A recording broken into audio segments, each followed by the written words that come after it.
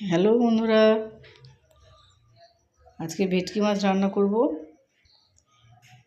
ভেটকি মাছের তো অনেক রকম রেসিপি হয়। ভেটকি মাছের বিভিন্ন রকমভাবে রান্না করা যায়। আজকে এই সাইজে ভেটকি মাছটা নিয়েছি, পরিষ্কার করে ধুয়ে নিয়েছি। এর মধ্যে নুন হলুদ মাখিয়ে নেব। প্রথমে ভেটকি মাছটা খুবই নরম হয়। ভেটকি মাছ পাত্রে খেতে যেমন ভালো, তেমন যে কোনো ঝাল করতে বলেও খেতে ভালো লাগে। এখানে গোটা মাছটাই আছে। গোটা মাছটা আমি এভাবে টুকরো করে কেটে নিয়েছি। সমস্ত মাছটা তেল হলুদ মাখানো হয়ে গেলে কড়াইয়ের মধ্যে তেল বসিয়ে দেবো। সর্ষের তেল দিয়ে আমি রান্না করব। আমরা বাঙালিরা সর্ষের তেল দিয়ে রান্না করতে ভালোবাসি। সর্ষের তেলটা একবারই সর্ষের তেলটা দিয়ে দেবো, এই তেলেই সমস্ত ভাজা রান্না পুরো কমপ্লিট হয়ে যাবে। মাছগুলোকে আমি এক এক করে ছেড়ে দিচ্ছি। ছেড়ে দিয়ে ভালো মতো করে ভেজে নেব। ভালো মতো করে ভেজে নেবেন, নাহলে খুবই নরম মাছ তো ভেঙে যেতে পারে। আস্তে আস্তে আলতোভাবে উল্টে পাল্টে ভাজবেন।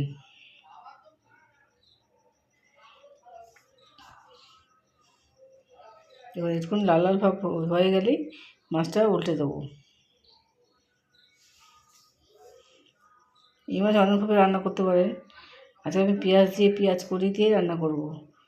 পেঁয়াজ কড়ি এখন আস্তে আস্তে পেঁয়াজ হয়ে যাচ্ছে, শীত শেষ চলে যাচ্ছে, পেঁয়াজ কড়ি খাওয়ার সিজনটা চলে যাচ্ছে।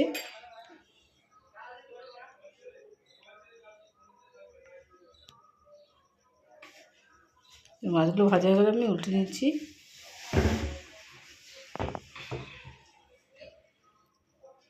সমস্ত মাছগুলোকে আমি আস্তে আস্তে করে ভাজবো। একবার বেশি বেশি মাছ রান্না করে অল্প অল্প করে মাছ ভেজে নেবো, নাহলে ভেঙে চুরে একাকার হয়ে যাবে।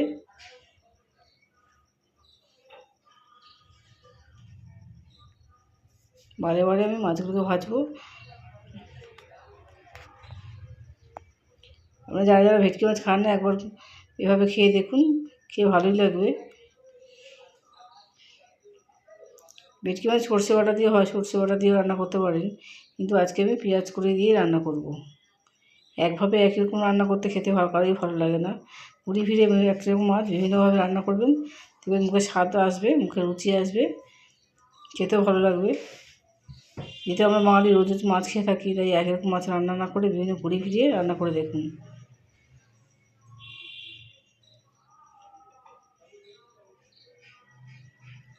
এই মাছগুলো আমি ভেজে নিচ্ছি। লেজের মধ্যেও অনেকটা পরিমাণ মাংস থাকে, মাছ খেতে পারবেন।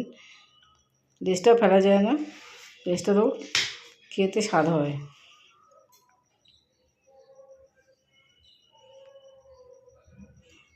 মাছের মাথাটাও একসঙ্গে দিয়ে দেবো এর মধ্যেই। মাছের মাথাটা আলাদা করে রান্না করবো না, এর মধ্যে একসঙ্গেই আমি রান্না করে ফেলবো।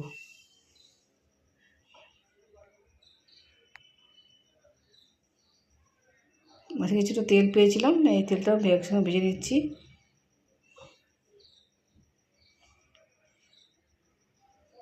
মাছ ভাজতে ভাজতে আমি কতগুলো পেঁয়াজ কলি আছে, পেঁয়াজ কলিটা আমি কুচিয়ে নেব।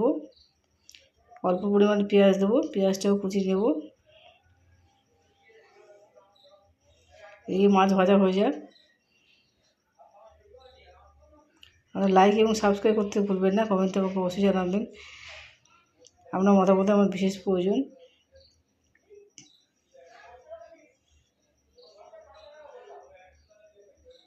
আমরা কে কীভাবে এই মাছ রান্না করে থাকেন আমাকে অবশ্যই বলতেও পারেন। ওইভাবে আমি সমস্ত মাছগুলোই আমার এক এক করে ভাজা হয়ে গেল। যে যেমন পরিমাণ মাছ নেবেন সেই অনুযায়ী পেঁয়াজ করে দেবেন। একটা পেঁয়াজ নিয়েছি আর পেঁয়াজ করে নিয়েছি, এটাকে আমি কুচিয়ে নিয়েছি।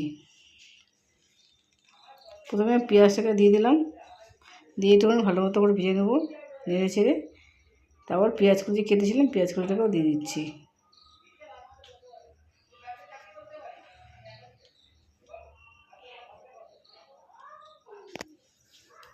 ভালো করে নরম করে নেবো, যাতে ভাজতে ভাজতে তো নরম হয়ে আসে, সেদিকে একটু খেয়াল রাখতে হবে। ভাজতে ভাজতেই নরম হয়ে যাবে। এবার আমি হলুদ দিয়ে দিচ্ছি, পরিমাণ মতো হলুদ দিয়ে দেবো।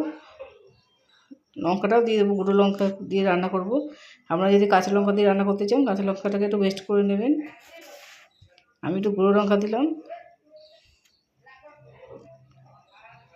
দেখুন আস্তে আস্তে এখন পেঁয়াজ কলিগুলো যখন নরম হয়ে যাবে, অনেকটাই ভাজা ভাজা হয়ে এসছে, এর মধ্যে একটু আদা ঘষে দিয়ে দিচ্ছি, আদা একটু রসুন দিয়ে দিচ্ছি। তাহলে মাছের স্বাদটা খেতে কিন্তু পেয়ে যাবে, মাছের স্বাদই পাল্টে যাবে।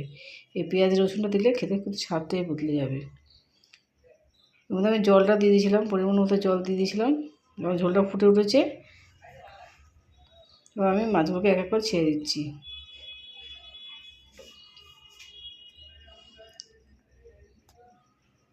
ভালো মতো ফুটে উঠলে শুকিয়ে মাখা মাখা হয়ে আসলে তবে আমি মাছটাকে নামাবো।